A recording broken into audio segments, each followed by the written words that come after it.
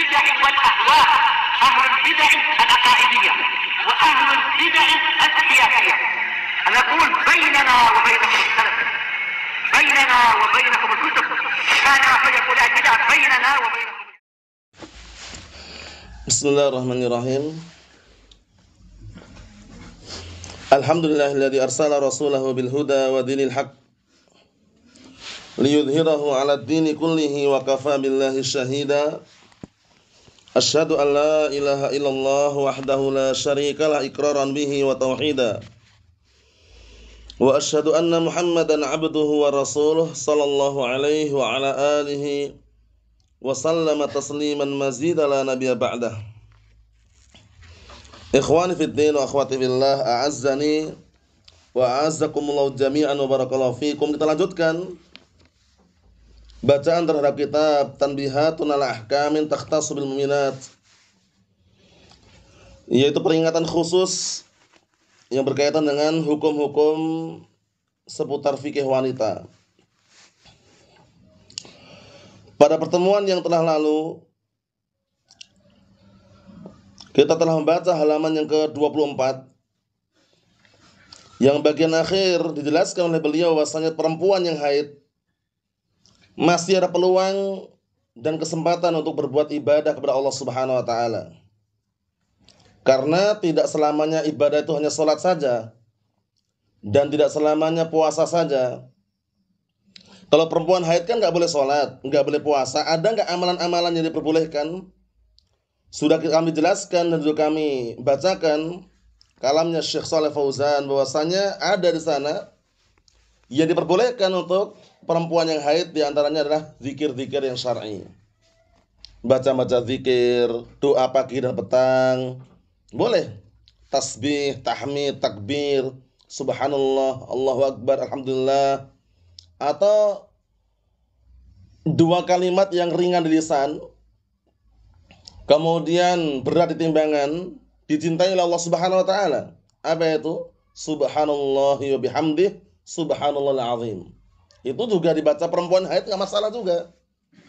Jadi bukan berarti ketika perempuan haid kemudian libur ibadahnya, tidak, ada ibadah-ibadah yang lain yang bisa dia lakukan. Bisa dipahami ya? Di samping dia tidak boleh sholat, tidak boleh puasa, ada ibadah-ibadah yang lain yang bisa dilakukan oleh seorang yang haid. Baca Al-Quran, ibadah juga. Kemudian sedekah, infak, ibadah juga. Zikir pagi dan petang, dan yang semisalnya. Sekarang berikutnya, halaman 24 bagian bawah itu.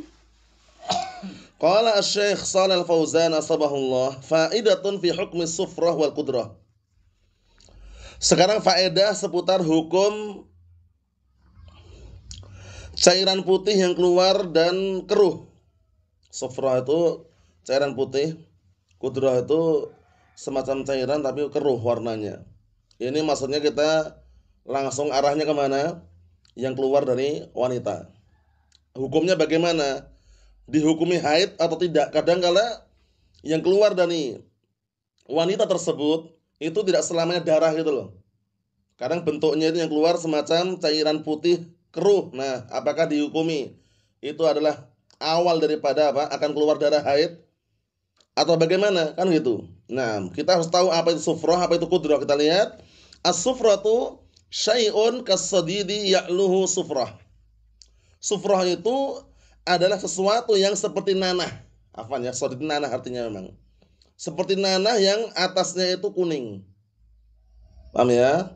Ya, cairan kental seperti nanah yang atasnya itu ada kuningnya. Nah, apakah perempuan ketika mengeluarkan cairan tersebut dikatakan haid atau tidak?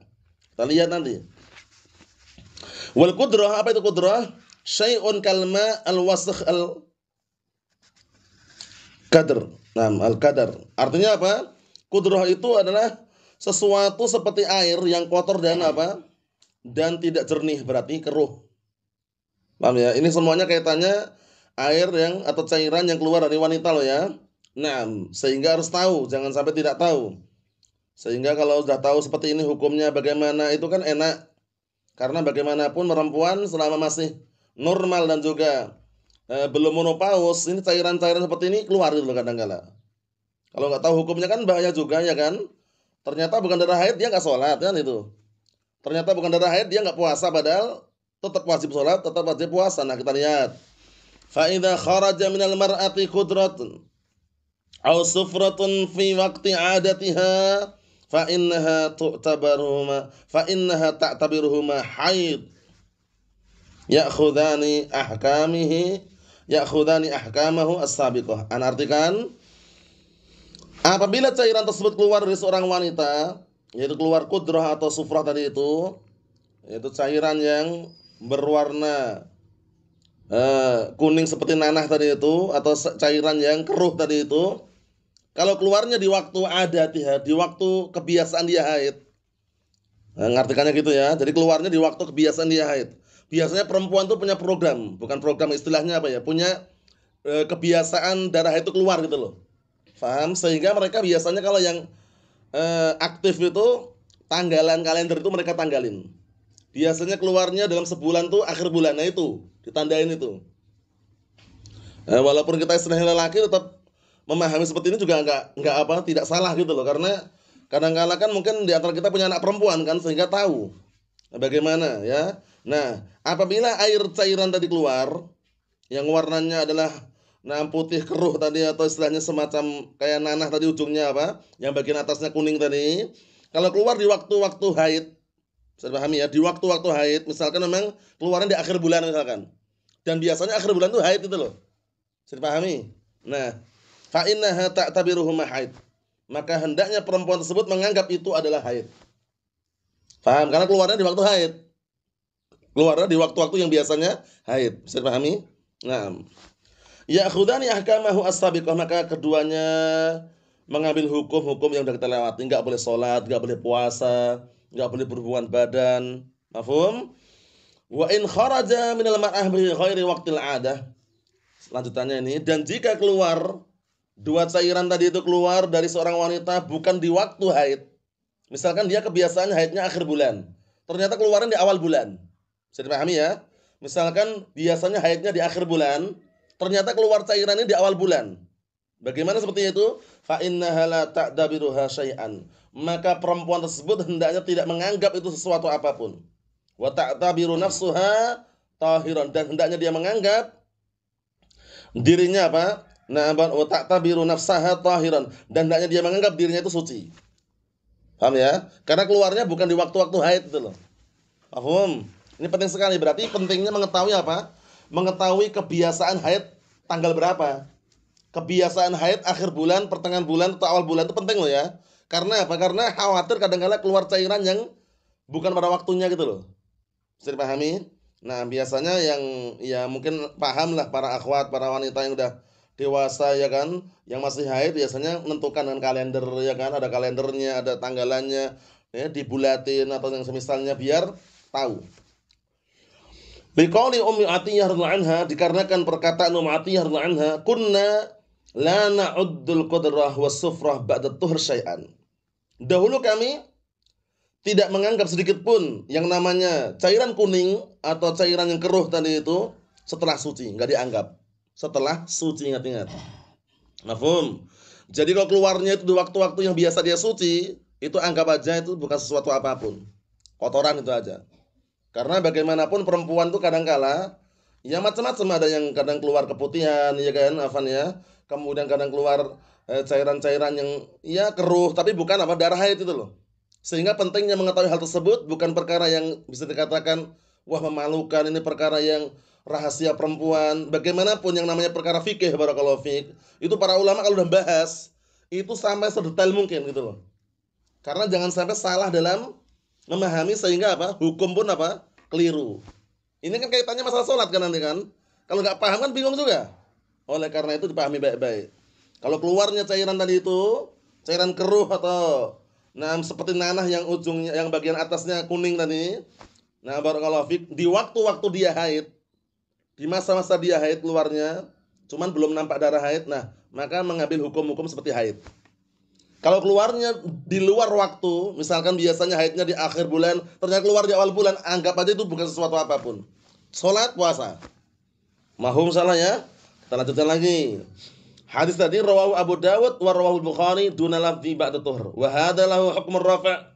Hadis ini memiliki hukum rafa' marfu'. Marfu' itu hadis yang sampai kepada siapa? Rasulullah SAW.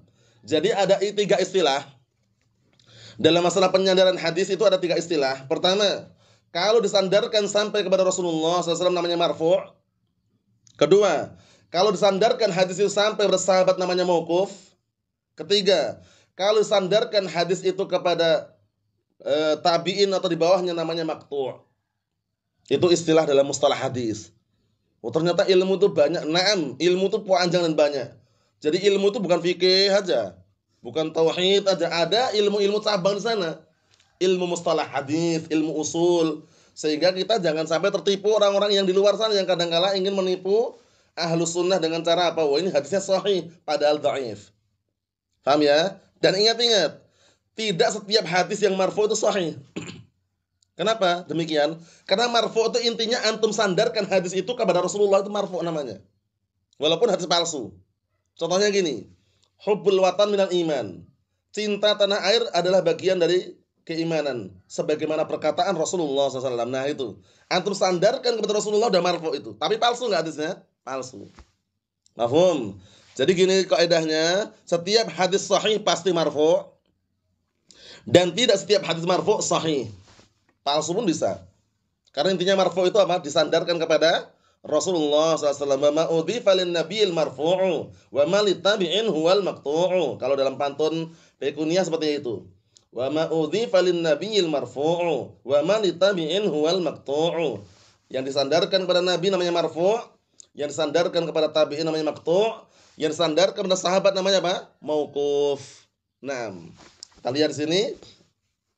Sehingga kalau antum jumpai artikel hadisnya mauquf, berarti sampai kepada sahabat gitu loh.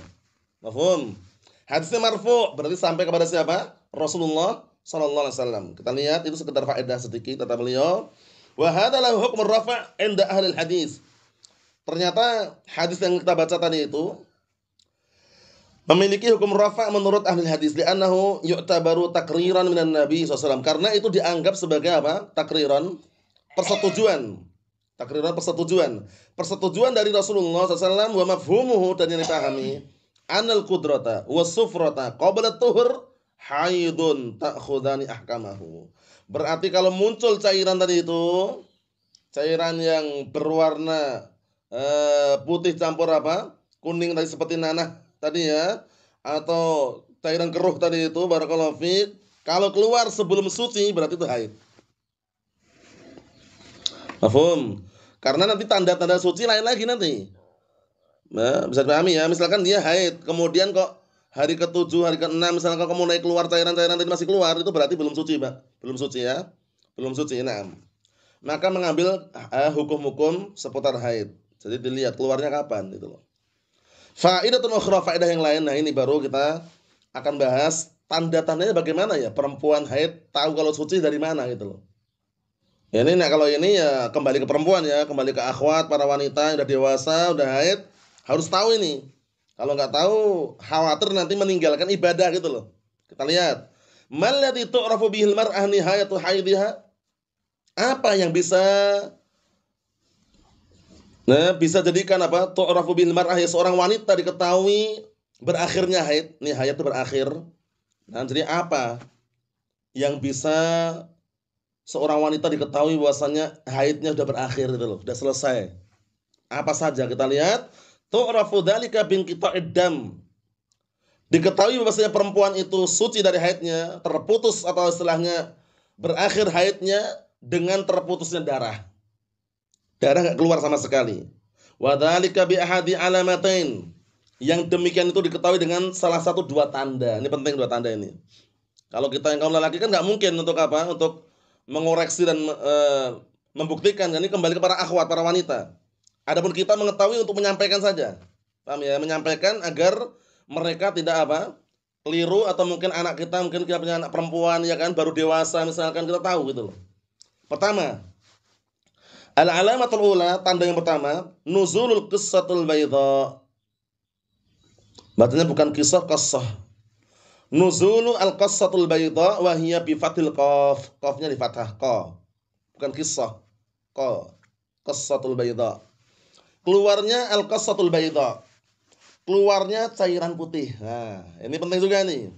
Termasuk tandanya bahwasannya perempuan tersebut suci dari haidnya adalah keluarnya cairan putih. Apa itu? Ma'un abiyad yatba'ul haid yushbih ma'ul jas.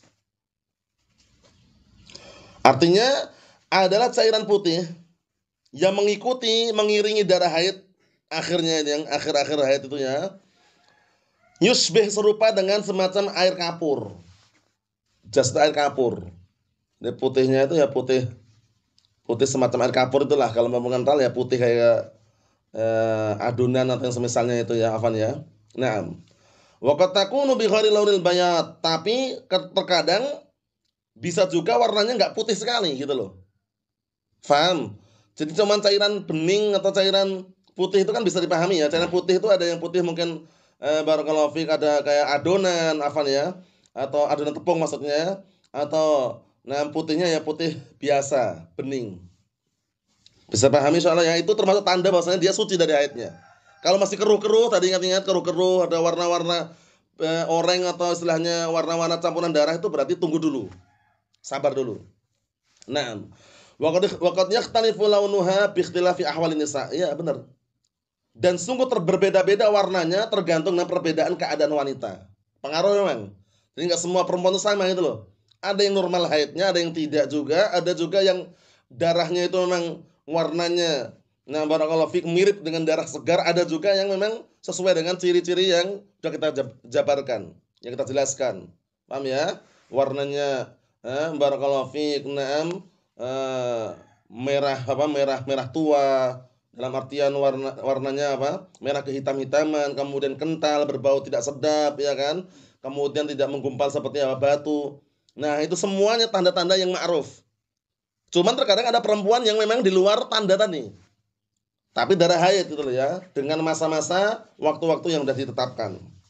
Mafhum soalnya ini termasuk tanda sucinya seorang wanita dari haid, yaitu keluarnya apa? Qassatul bayda, yaitu cairan putih atau bening.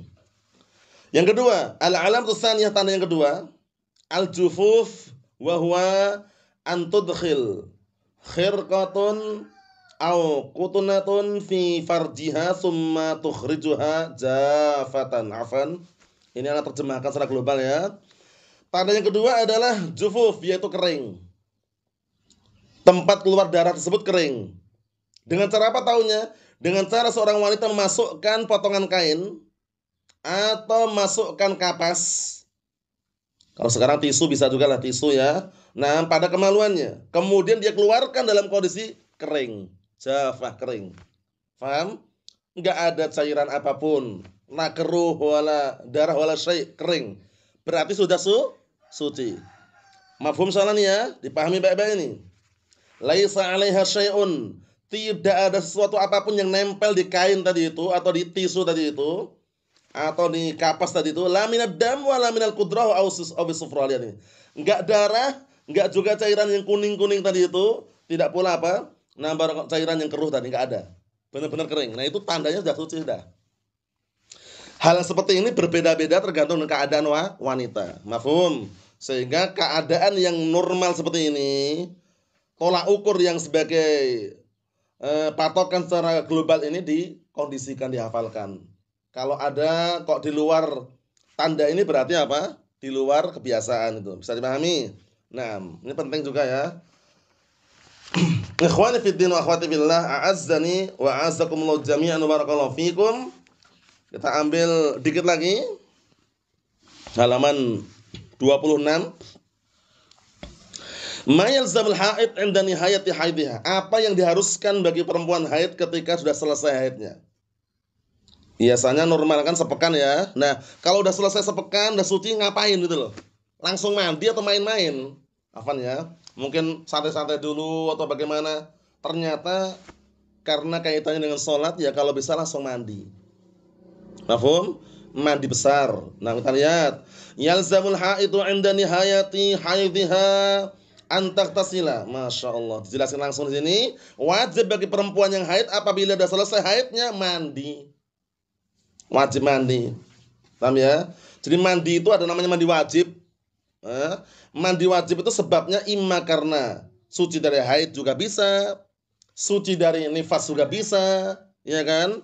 Kemudian karena janabah juga bisa. Janabah kan imma karena mimpi basah atau karena berhubungan badan kan?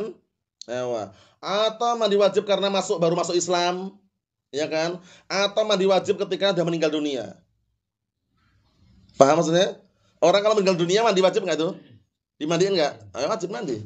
Cuma yang mandiin orang lain itu loh, ya kan? Yang mandiin orang lain. Nah, itu diantara mandi wajib. Mafhum? Pertama, suci dari haid. Kedua, suci dari nifas. Ketiga, setelah mimpi basah. Mimpi basah, kalau dijumpai ada air mani situ, air mani, maka wajib mandi. Keempat, ketika habis berhubungan badan.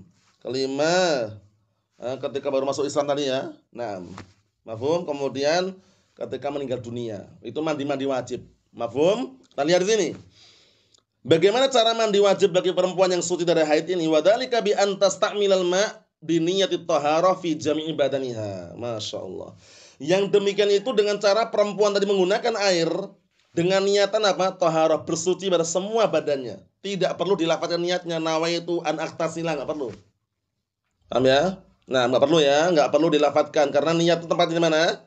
Di dalam hati, bukan di lisan. Ingat. Jadi walaupun antum mau sholat, puasa, enggak perlu dilafadzkan niatnya.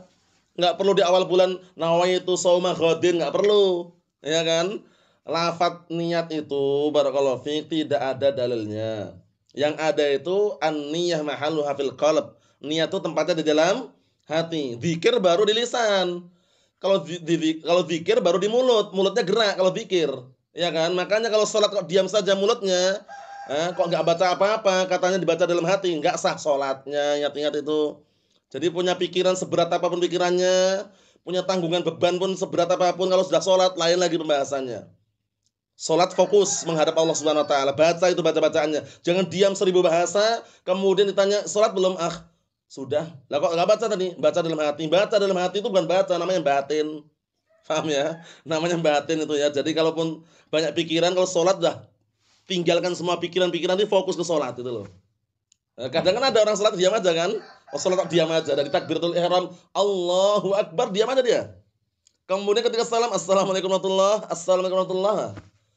Diam aja gimana? Rukunnya mana? Rukun-rukunnya. Al-Fatihahnya mana? Kok diam aja? Mafhum, ingat-ingat itu ya. Jadi seberat apapun pikiran yang dia tanggung atau punya beban permasalahan, kalau udah sholat tinggalkan itu semuanya. Fokus. Ya memang kadang ada sih yang tercampur, tapi pastikan dia tidak diam gitu loh ya. Nah, karena ada rukun-rukun di situ, Al-Fatihah rukun. Nah, syahidnya di sini barakallahu fiik, perempuan ketika suci dari haid dia mandi dengan meniatkan apa? Suci untuk semua badannya. Jadi ini mandi yang sifatnya ijza. Ijza itu maksudnya bagaimana? Sah. Jadi walaupun dia tidak urutkan seperti mandi sunnah itu, langsung dia guyur semuanya dari kepala sampai kaki, diniatkan untuk mandi suci dari apa? Haid, udah selesai. Mafhum? Ya, kita lihat yang berikutnya. Liqaulihi sallallahu alaihi wasallam fa idza aqbalat haidatuki fada'is salata wa idza adbarat faghtasili wa shalli. Apabila telah datang haidmu, maka tinggalkanlah salatmu. Dan apabila telah pergi haid, suci maksudnya, maka mandilah dan sholatlah. Boleh nggak suci belum mandi langsung sholat bagaimana? Ya nggak boleh. Bersuci dulu gitu loh. Mafhum? Nah, kita lihat sifatnya tata cara mandi yang lain. Wasifatuhu caranya antanwiya raf'al hadas awit taharah. Niatnya adalah apa? Meniatkan untuk mengangkat hadas atau taharah. Atau niatnya untuk bersuci. Paham ya? Karena ini termasuk hadas akbar juga kan, hadas akbar kan. Nah, enggak cukup wudu gitu loh, harus mandi. Udah kita lewati kemarin, kalau udah mandi perlu lagi wudu enggak Abu Hasan? Kalau udah mandi perlu lagi wudu enggak ini? Ya, kalau dia memulainya dengan wudu itu enggak boleh, cuma nyiram di kaki ya akhirnya. Itu kalau mandi sunnah ya. Kalau mandi yang mandi biasa, tapi niatnya juga sama untuk menghilangkan hadas akbar. Cuman mandinya mandi biasa. Itu sama juga hukumnya ya. Jadi tetap nggak perlu wudu lagi. Nggak perlu lagi. Kenapa? Karena niatnya untuk menghilangkan hadas akbar. Kembali ke niat tadi itu. Cuman cara mandi dua. Mandi yang sah itu dalam artian sudah menghilangkan hadas akbar. Mandi biasa itu. Yang kedua mandi yang sesuai sunnah. Ada wudunya, ada itunya. Faham? Nah, itu dua-duanya menghilangkan hadas akbar. Kalau yang akbar aja hilang, apalagi yang asghar, itu kaidahnya. Paham? Jadi kalau yang besar aja hilang, otomatis yang kecil hilang gitu loh. Karena wudhu itu hanya menghilangkan hadas asghar itu loh. Kalau seandainya orang yang suci dari haid itu boleh wudhu, berarti kan hilang hadasnya ya. Tapi kan nggak boleh. Orang yang suci dari haid mandi dulu karena menghilangkan hadas akbar. Mafhum, jadi dua-duanya bisa menghilangkan hadas akbar, tergantung niatnya. Cuman yang ini sesuai dengan mandi sunnah, yang ini mandi biasa. Tapi niatnya menghilangkan hadas akbar. Ini berlaku umum ya, dalam artian mandi suci dari haid, mandi suci dari nifas, atau mandi janabah juga sama. Mafhum? Kalau dia niatkan mandi besar, menghilangkan hadas akbar, langsung kita punya kaedah. Yang akbar aja hilang, otomatis yang asghar. Mafhum? Sehingga nggak perlu wudhu lagi. Kecuali setelah mandi selesai, dia kencing misalkan afan, atau dia BAB, atau dia buang angin misalkan, nah berarti wudhu lagi lah itu, karena sudah selesai mandi. Bisa dipahami? Tapi kalau setelah selesai mandi kok nggak ada apa-apa, lah buang angin, wala buang air kecil, wala buang air besar, langsung sholat boleh. Mafhum? Nah itu pendapat yang dikuatkan para ulama. Jadi kaitannya masalah niat tadi. Innamal amalu binniyat. Sesungguhnya semua amalan tergantung dengan niatannya. Nah, kita ambil dikit lagi sampai bawah itu. Tata caranya antanuya raf'al hadas awit taharah. Caranya perempuan tadi meniatkan menghilangkan hadas atau bersuci. Lis-shalah, untuk sholat. Untuk sholat. Berarti otomatis sudah suci dari itu, kemudian tidak ada hadas yang lain, langsung sholat boleh gitu loh. Nah, wa nahwiha, dan jangan semisalnya summa taqul, kemudian perempuan tadi mengatakan bismillah. Ini bismillahnya enggak wajib ya, mustahab. Ini pun kalau di luar. Kalau dalam kamar mandi jangan bilang bismillahirrahmanirrahim, jangan itu. Kalau di luar, misalkan luar dalam artian ya mungkin nah sebelum masuk kamar mandi misalkan ada doa sendiri itu ya. Doa yang udah kita lewati, udah antum hafal semuanya gitu kan. Allahumma inni a'udzubika minal khubuthil khaba'is itu kan. Nah, itu na'am. Adapun dalam kamar mandi jangan baca bismillah. Paham ya? Summa tafidul ma'ala jam'i jismiha. Kemudian dia menyiramkan air ke seluruh badannya. Ya, wa tarwi usulu sya'rasiha, dan menyela-nyela barakallahu fi rambutnya di kepala sela-sela. Karena perempuan rambutnya biasanya kan tebal dan lebat kan, panjang itu ya. Nah, ini yang pada asalnya yang mampu loh ya. Kadang-kala ada yang tidak mampu karena mungkin dingin atau mungkin karena dia punya riwayat penyakit atau semisalnya, lain pembahasannya, semampunya. Wala yalzamuha nakduhu, tidak mengharuskan dia melepas apa? Ikatan rambutnya. Paham ya? Maksudnya bagaimana? Maksudnya semampunya. Nakduhu masih melepaskan ikatan rambutnya. In kana madfuran, kalau rambutnya dalam artian dalam keadaan dikepang. Jadi dikepang atau dikepang ya? Dikepang itu apa? Di kelabang ya. Kalau di kelabang gitu seperti itu nggak perlu dilepas satu persatu, nggak perlu. Semampunya yang di atas tadi itu semampunya, kemudian lanjutkan. Nah, ini ucapan sini berarti bagus sekali ini. Tidak dilepas kepangannya. Kepang atau kepang? Kelabang. Kalau kelabang nanti. Tampaknya kan? Nah, barakallahu fiik. Yang jelas ana mau bacanya kepang atau kepang gitu loh. Di kepang ya, udah. Nah, di kepang itu ya maksudnya. Nah, wa inna ma tarwihi bil ma, cukup dia menyiramkan dengan air di kepalanya tadi itu. Paham ya? Nah, fa yustahab, kemudian apa kata beliau? Wa in istamalat sidr awil mawat al munadzafah ma'al ma' fa hasan. Masyaallah. Jelaskan lagi. Kalau perempuan tadi menggunakan sidr itu apa sih? Daun bidara ya. Nah, daun bidara misalkan, atau barakallahu fiik, alat-alat yang lain untuk membersihkan, maksudnya mungkin sabun, sampo, fahasan, bagus. Ini ma'ruf hal ini ya, kadang pakai sampo, sabun dah ma'ruf seperti ini ya, boleh, bagus. Wa istahabbu akhdhu kutunatin fiha miskun aw khairuhu minat tib taj'aluha fi farjiha ba'dal ightisal. Ini masyaallah, dengarkan baik-baik perempuan ini ya. Karena apa? Karena bukannya apa istilahnya, ini bukan laki-laki, yang ini mandi yang perempuan suci dari haid bagaimana? Biar tahu. Disiramkan seluruh badannya, kemudian siramkan air ke kepalanya. Kalau tidak dalam kondisi kepangan, di sela-sela semuanya, benar-benar sampai ke barakallahu fiik dasar kepala ini. Paham ya? Nah, tapi kalau dalam keadaan dikepang, di kelabang tadi itu nggak perlu dilepas. Paham? Kemudian kalau menggunakan sabun atau sampo bagus. Yang dianjurkan, yustahab dianjurkan untuk mengambil kapas atau tisu, paham ya? Diletakkan padanya misik, minyak wangi. Kemudian atau yang selainnya, kemudian diusapkan pada kemaluannya, afan ya, setelah mandi. Kalau zaman sekarang ada minyak wangi khusus ada kan, misik taharah itu kan. Misik taharah itu jangan dipakai untuk pakaian tuh, keliru itu. Biasanya orang dipakai untuk pakaian ya memang wangi sih memang. Tapi itu misik taharah yang dijual itu yang ada warna pink ya kan, warna putih itu tahu kan, warna putih kayak susu itu kan. Itu biasanya dipakai untuk perempuan di Arab loh ya. Di Arab sana dipakai untuk perempuan yang biasanya mandi dari suci dari haid. Namanya, nah bukan dioleskan di badan. Tapi karena orang mungkin wah ini minyak wangi dipakai di badan pun wangi juga memang wangi. Tapi ternyata apa? Setelah dapat info, masanya misik taharah. Kenapa dinamakan misik taharah? Karena memang mereka biasanya menggunakan minyak wangi itu ketika sudah suci dari haid, mandi, bersuci, kemudian minyak wangi tadi diletakkan pada tadi itu. Mafhum? Mafhum insyaallah ya? Naam, seperti itu. Li amrihi sallallahu asma bidzalik, dikarenakan Rasulullah waktu itu merintahkan kepada Asma untuk hal tersebut. Ada dalilnya berarti. Mafhum? Ini kalau memungkinkan. Kadang-kala ya kalau mungkin minim peralatan ya semampunya. Paham ya? Yang penting sudah mandi, bersih, udah aman sudah. Tapi kalau misalkan dia punya sampo, sabun, minyak wangi tadi itu bagus. Insyaallah sudah nggak asing lagi yang misik taharah itu kan, minyak wangi yang misik taharah, paham kan?